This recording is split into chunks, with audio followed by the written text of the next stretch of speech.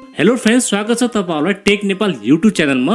Guys, लामो समयपछि Redmi के सिरिजको अर्को एउटा नयाँ स्मार्टफोन रेडमी K50i अफिसियल इन्डियामा लन्च भइसकेको छ।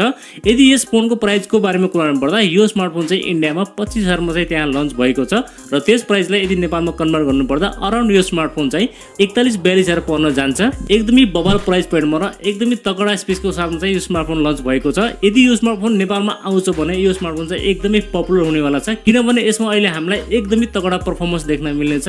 आजको भिडियोमा हामी कुरा गर्नेछौँ रेडमी K50i स्मार्टफोनको बारेमा, यो स्मार्टफोनको स्पेसिफिकेसन तथा यो स्मार्टफोनमा हामीलाई के कस्ता फिचरहरू देख्न मिल्नेछ र यो स्मार्टफोन हाम्रो नेपालमा कहिलेसम्म आउनेछ, सबै चिजको बारेमा आज तपाईलाई यसै भिडियोमा जानकारी दिनेछु। त्यसैले भिडियोलाई चाहिँ अन्त्यसम्म हेर्नु होला। अब चाहिँ तपाईको टाइम वेस्ट नगरी लागौं भिडियोतर्फ। सबैभन्दा पहिला हामी कुरा गर्नेछौँ यो स्मार्टफोनको बिल्ड क्वालिटी र डिजाइनदेखि। बिल्ड क्वालिटीको बारेमा कुरा गर्नुपर्दा यसमा चाहिँ हामीलाई प्लास्टिक ब्याग र प्लास्टिक फ्रेम देख्न मिल्छ। प्लास्टिक भने यसमा पोलिकार्बोनेट युज गरिएको छ र अगाडिपट्टि भने यसमा हामीलाई गोरिल्ला ग्लास 5 को चाहिँ प्रोटेक्सन देख्न मिल्छ। अनि डिजाइनको बारेमा कुरा गर्नुपर्दा पछाडिपट्टि टप लेफ्ट साइडमा ट्रिपल रियर क्यामेराको सेटअप देख्न मिल्छ, एउटा एलईडी फ्ल्याशको साथमा भने तलपट्टि चाहिँ रेडमीको ब्रान्डिङ रहेको छ र अगाडिपट्टि भने हामीलाई पञ्चल कलरको साथमा चाहिँ डिस्प्ले देख्न मिल्छ। यो स्मार्टफोनको चाहिँ बिल्ड क्वालिटी डिजाइन एकदमै बबाल रहेको छ र एकदमै प्रिमियम पनि रहेको छ। तपाईहरुलाई चाहिँ यो स्मार्टफोनको डिजाइन अवश्य पनि मन पर्नेछ र यसको इन्डियन फिल पनि एकदमै बबाल रहेको छ। अब चाहिँ हामी कुरा गरौँ यो स्मार्टफोनको डिस्प्लेको बारेमा। यसमा चाहिँ हामीलाई 6.6 इन्चको FHD plus FFS LCD panel देख्न मिल्छ। यो डिस्प्लेको क्वालिटीको बारेमा कुरा गर्नुपर्दा IPS भन्दा अलिकति माथि र एमुलेट भन्दा अलिकति तल चाहिँ यसमा रहेको छ। साथमा यसमा हामीलाई HDR10 को सर्टिफिकेसन र डल्बी भिजनको सपोर्ट पनि रहेको छ। अनि हायर रिफ्रेश रेटको कुरा गर्नुपर्दा यसमा चाहिँ हामीलाई 144 हर्ट्ज देख्न मिल्छ। ब्राइटनेसको बारेमा कुरा गर्नुपर्दा यसमा चाहिँ हामीलाई 650 निट्सको म्याक्स ब्राइटनेस देख्न मिल्छ। यदि तपाईले यो स्मार्टफोनलाई घाममा युज गर्दा पनि तपाईलाई त्यस्तो कुनै समस्या आउने छैन।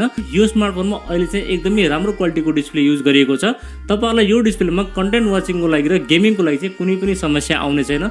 एकदमै टप क्लासको डिस्प्ले चाहिँ अहिले यसमा हामीलाई देख्न मिल्छ। अब हामी कुरा गरौँ यो स्मार्टफोनको मेन हाइलाइट यसको परफर्मेन्सको बारेमा। यसमा चाहिँ अहिले हामीलाई मिडियाटेकको डाइमेन्सिटी 81000 चिपसेट देख्न मिल्छ।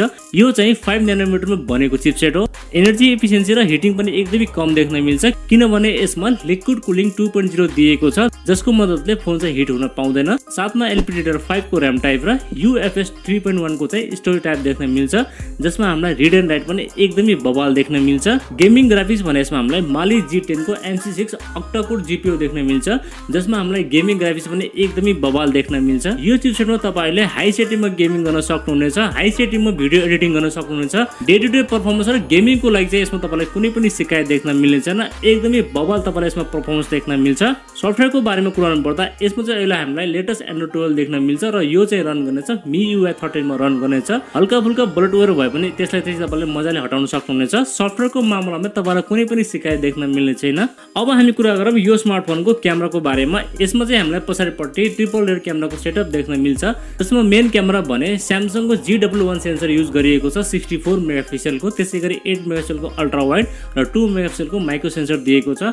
अगाडिपट्टि भने 16 मेगापिक्सलको सेल्फी क्यामेरा दिएको छ। तपाईहरुले पछाडिको क्यामेराले 4K 30 fps सम्म चाहिँ भिडियो सुट गर्न सक्नुहुनेछ र सेल्फी क्यामेराबाट तपाईहरुले 1080 को 60 fps सम्म चाहिँ भिडियो सुट गर्न सक्नुहुनेछ। ओभरअलमा भन्नुपर्दा यसमा चाहिँ तपाईलाई क्यामेरा एकदमै राम्रो देख्न मिल्नेछ र क्यामेराको मामलामा चाहिँ तपाईलाई कुनै पनि शिकायत देख्न मिल्ने छैन। ब्याट्रीको बारेमा कुरा गर्नुपर्दा यसमा चाहिँ हामीलाई 5080 mAh को ब्याट्री देख्न मिल्छ, जसलाई चार्ज गर्नको लागि 67 वाटको चार्ज चाहिँ हामीले बक्समा पाउने छौं।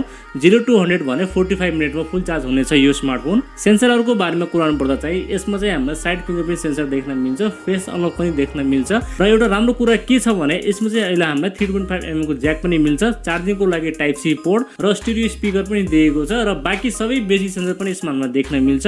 ल त फ्रेन्ड्स, यति नै थियो यो स्मार्टफोनको बारेमा। यसको प्राइसिङको बारेमा मैले तपाईलाई अलरेडी अगाडि भिडियोमा भनिसकेको छु। अब यो स्मार्टफोन चाहिँ हाम्रो नेपालमा कहिलेसम्म आउँछ भन्दाखेरि अझै त्यसको कुनै कन्फर्म डेट त आएको छैन। एटलिस्ट मलाई जहाँसम्म लाग्छ यो स्मार्टफोन 1 या 1.5 महिनापछि हाम्रो नेपालमा पनि आउन सक्छ। यदि नेपालमा लन्च भएपछि मैले त्यसको डेडिकेटेड भिडियो बनाएर आफ्नो च्यानलमा अपलोड गर्नेछु। त्यो भिडियो हेर्नको लागि चाहिँ च्यानललाई सब्स्क्राइब गरेर राख्नु होला।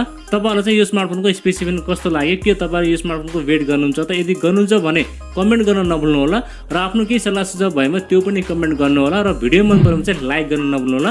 अनि नयाँ साथीभाइहरुले हाम्रो च्यानल पहिलोपटक हेर्दै हुन्छ भने प्लिज च्यानललाई सब्स्क्राइब गरेर राख्नु होला। अर्को भिडियोमा भेट्ने बाचा गर्दै आजलाई बिदा लिन्छु। हवस्, धन्यवाद। जय नेपाल।